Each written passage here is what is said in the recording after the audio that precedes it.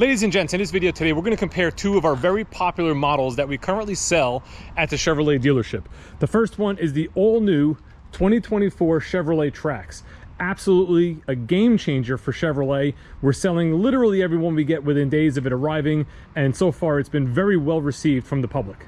And we're going to compare it to the 2023 Chevrolet Trailblazer, which we have here. This is a vehicle that is also very popular, and there's a couple of reasons why maybe you would choose the Trailblazer over the Trax, or maybe you would take the Trax over the Trailblazer. And that's sort of what we're going to discuss here, just some of the differences between these two vehicles. And at the end of this video, I'm going to give you my pick on which one I would choose if I was buying one of these two vehicles.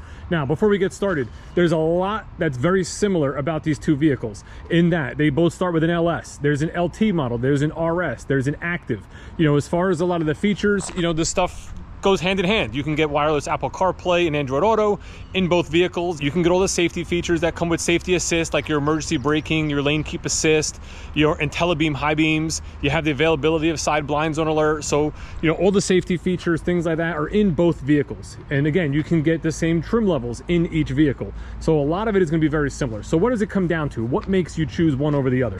Well, one of the first drivers of a vehicle purchase a lot of times is the price. So let's first start there. The 2024 Trax LS model that you see in front of you here, base MSRP $21,495. That's including destination. And if we compare that to a 2023 front-wheel drive Trailblazer LS, your starting MSRP is $23,395. Again, that's including the destination fee. So depending on the trim level of a 2024 Trax compared to a 2023 Trailblazer front-wheel drive, you'll be spending anywhere between $1,900 and $2,500 more for the Trailblazer.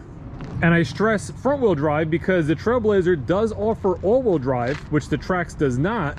But if you want to get all-wheel drive, you're spending about another $2,000 for the all-wheel drive system on a Trailblazer.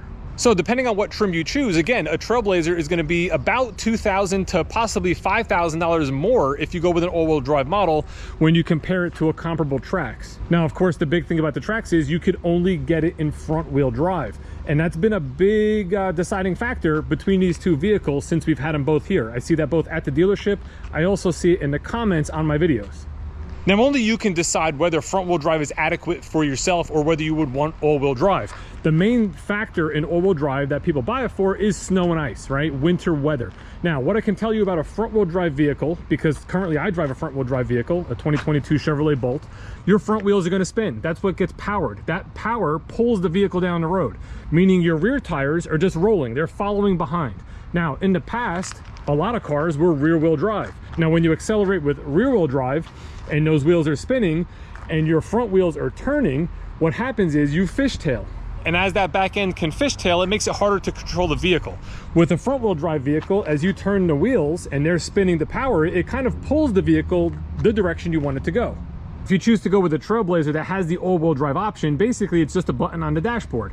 If that button is turned off, it is a strictly front-wheel drive vehicle. If you put the button on, it's going to engage your rear wheels, and now all four wheels on the vehicle are spinning to give you power. That's what's going to advance the vehicle down the road. That's what gives you better traction when you're in snow, ice, and situations like that.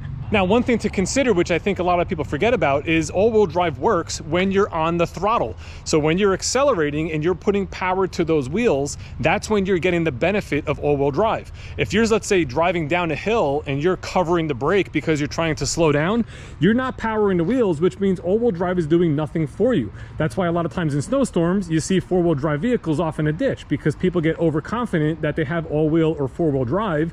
They drive quicker, but when they try to stop, everything is going to stop the same on snow and ice. It's not really much of a difference. Another thing to consider is both of these vehicles and all Chevrolet vehicles have StabiliTrak. That's a stability management system. So essentially, if you went into any kind of a skid, the computer senses that and it can apply brake pressure to certain wheels at certain times, and it could also limit your throttle response to help regain control of the vehicle. It works phenomenally. The last thing to consider is really like your area of where you live. Do you live in Florida? You don't need it. Do you live in Maine? You might. Do you live in northern New Jersey where I am? A lot of people feel they need all-wheel drive. However, in my opinion, you really don't. Even if we get big snowstorms, 25, 30 inches of snow, Northern New Jersey, where I am, is very good at making sure roads are clear pretty fast. So you can get dumped on 3 feet of snow, and the next morning or the next day, after you dug out your cars in your house and your driveway and you took that day off to recoup from the storm, by the following day, the roads are pretty much cleared. You can get to where you have to go. What becomes the scary thing is only if you get stuck in the storm. But even like that, I drive a front-wheel drive Chevrolet Bolt. It's a 2022, and last year, I think I drove in the snow maybe once, twice. You know, so we had a pretty mild year.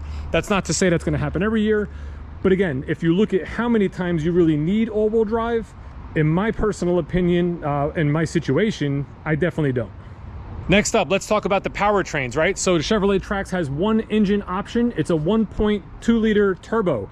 It is a 3-cylinder engine. We're gonna make a future video about that, so we're not gonna get into it too much here, but it does produce 137 horsepower, and it is mated to a 6-speed automatic transmission. Now, when we move over to the Trailblazer, the standard engine in a front-wheel drive LS and LT is the same 1.2 liter that we just talked about in the Chevy Trax. Now, optional on a front-wheel drive or standard on the all-wheel drive is this 1.3 liter turbo, which is 155 horsepower, and it's mated to a 9-speed automatic transmission.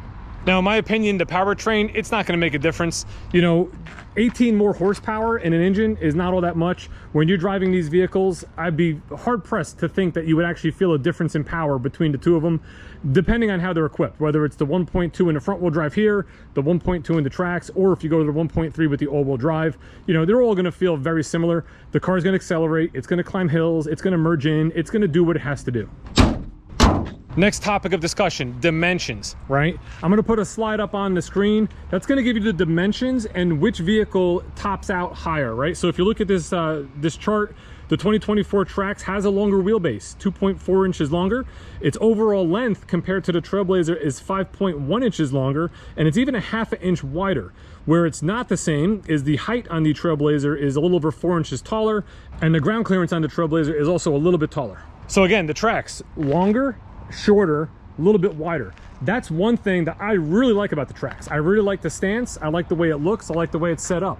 Even on the interior, when you're sitting in this, it feels more like a sedan, even though you have the crossover type, you know, versatility with the tailgate in the back.